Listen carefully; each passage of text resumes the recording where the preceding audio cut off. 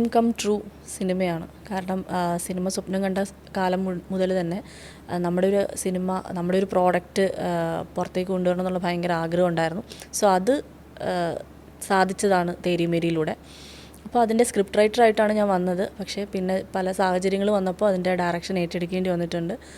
അപ്പോൾ അത് എന്നെക്കൊണ്ട് പറ്റുന്ന തരത്തിൽ ഞാൻ ഭംഗിയാക്കിയിട്ടുണ്ടെന്ന് വിശ്വസിക്കുന്നു. ഇനി ബാക്കിയെല്ലാം പ്രേക്ഷകരാണ് തീരുമാനിക്കേണ്ടത്. അപ്പോൾ അത് റിലീസ് കാത്തിരിക്കുവാണ്. ഉടൻ തന്നെ ഒരു ജൂലൈ 15 ശേഷം ഉടൻ തന്നെ തേരിമേരിയുടെ റിലീസ് ഉണ്ടാവും. ഷൈൻ ടോം ചാക്കോ ഞാൻ സ്ക്രിപ്റ്റ് എഴുതിയപ്പോൾ തന്നെ ആദ്യം ഡിസൈഡ് ചെയ്തിരുന്നു, സാബു എന്ന് പറയുന്ന ഒരു ക്യാരക്ടറുണ്ട്, അത് ഷൈൻ ചേട്ടൻ തന്നെ ചെയ്യണം എന്നുള്ളത് ആദ്യമേ മനസ്സിൽ ഡിസൈഡ് ചെയ്തിരുന്നു. പുള്ളീനെ ചെന്ന് കണ്ട് കഥ പറഞ്ഞ് കൺവിൻസ് ചെയ്യാൻ പറ്റുന്നൊരു കോൺഫിഡൻസ് എനിക്കുണ്ടായിരുന്നു. അതുപോലെ തന്നെ സംഭവിച്ചു. പുള്ളിയോട് കഥ പറഞ്ഞു. പുള്ളിക്കാരൻ വളരെ സന്തോഷത്തോടെ പ്രോജക്റ്റിലേക്ക് ഇന്നായി. അതിനുശേഷം ആക്ച്വലി ഞാൻ ഡയറക്ഷൻ എന്നൊരു കാര്യം ഏറ്റെടുക്കാനുള്ള കാരണം ഷൈൻ ചേട്ടനാണ്. പുള്ളിക്കാരൻ എന്നോട് ചോദിച്ചു, നീ ഇതിൻ്റെ എഴുത്തുകാരിയല്ലേ, പിന്നെ നിനക്ക് എന്തുകൊണ്ട് ഇത് ഡയറക്റ്റ് ചെയ്തുകൂടാ, എന്തിനാ പല ഡയറക്ടേഴ്സിന് തപ്പി നടക്കുന്നത് എന്നുള്ളൊരു ചോദ്യം അത് എന്നെ കൊണ്ട് ചിന്തിപ്പിച്ചു.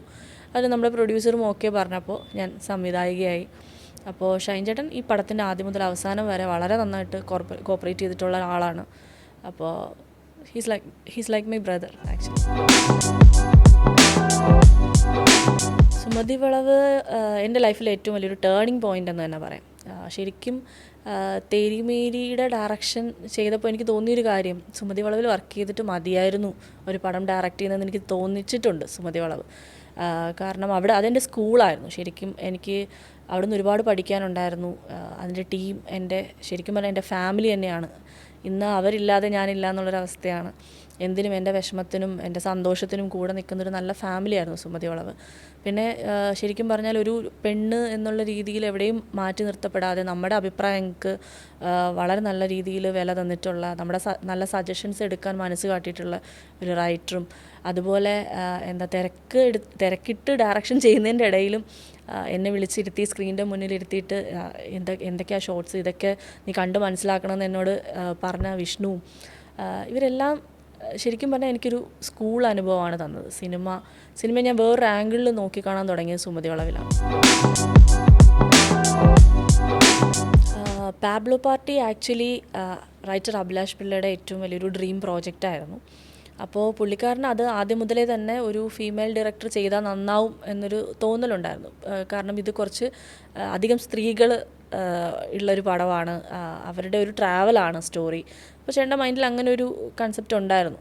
അപ്പോൾ അത് ഇങ്ങനെ എന്നോട് പറഞ്ഞപ്പോൾ എന്നോട് ചോദിച്ചു, നിനക്കത് ചെയ്തുകൂടെ? അപ്പോൾ ഞാൻ ചോദിച്ചു, എനിക്ക് ഇത്രയും വലിയൊരു കാസ്റ്റിനെ വെച്ചിട്ട് ചെയ്യാൻ പറ്റുമോ? അപ്പോൾ ചേട്ടൻ എന്തുകൊണ്ട് പറ്റില്ല, നീ സുമതി വർക്ക് ചെയ്യുക, അതിനുശേഷം നിനക്ക് കോൺഫിഡൻസ് ഉള്ളപ്പോൾ പറഞ്ഞാൽ മതി, നമുക്കത് ചെയ്യാമെന്ന് പറഞ്ഞു. അങ്ങനെയാണ് ഇതിലേക്ക് വരുന്നതും. അഭിലാഷേട്ടൻ്റെ സ്റ്റോറി, അഭിലാഷേട്ടൻ്റെ തന്നെ 6 വർഷമായിട്ട് കൂടെ വർക്ക് ചെയ്യുന്ന അസോസിയേറ്റ് ബിബിനാണ് അത് എഴുതുന്നത്. സോ ഞങ്ങളുടെ ഒരു ടീം വർക്ക് ആയതുകൊണ്ട് തന്നെ അധികം ടെൻഷൻസ് ഇല്ല. Most awaited. തേരിമേരി എന്തൊക്കെ പറഞ്ഞാലും നിങ്ങൾക്കൊരു കംപ്ലീറ്റ് എൻ്റർടൈനർ ആയിരിക്കും. സോ ഫാമിലി ആയിട്ട് വന്ന് കണ്ട് ചിരിച്ചു പോകാൻ പറ്റുന്ന ഒരു പടം, ഒരു കുഞ്ഞു സിനിമ. ഞങ്ങൾ ഒരുപാട് പേരുടെ ഹാർഡ് വർക്ക് അതിൻ്റെ പിന്നിലുണ്ട്. എന്താ പറയുക, സിനിമയെന്ന് പറയുന്ന ഒരു കൂട്ടം ആൾക്കാരുടെ കഠിനാധ്വാനത്തിൻ്റെ ഫലമായിട്ടുണ്ടാകുന്ന ഒരു പ്രോഡക്റ്റാണ്. അപ്പോൾ അത്തരത്തിൽ ഞാൻ കണ്ട ഡ്രീം ആണ് തേരിമേരി. അപ്പോൾ എല്ലാവരും ഫാമിലിയായിട്ട് വന്ന് കണ്ട് എൻജോയ് ചെയ്യുക. Thank you.